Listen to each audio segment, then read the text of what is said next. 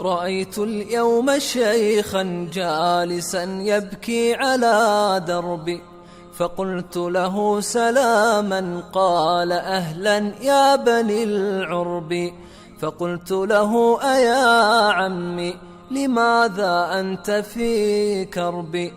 فقال ألست تعرفني أنا المنكوب في الغرب، أنا من خانني أهلي وراح الكل من قربي، أنا من سبني الأنجاس واجتمعوا على حربي، أنا بوابة الأقصى، أنا التاريخ في الكتب، أنا في أرض بغداد وفي حمص على جنبي، مسجن أشتكي ألما وأشكو الحال للرب، أنا الإسلام يا ولدي تقطع بالأسى قلبي، أنا الدين الذي تجثو له الأعداء على الركب، أنا الحلم الذي ينهي زمان الظلم والغصب، فعودوا لي لنمضي في طريق الآل والصحب.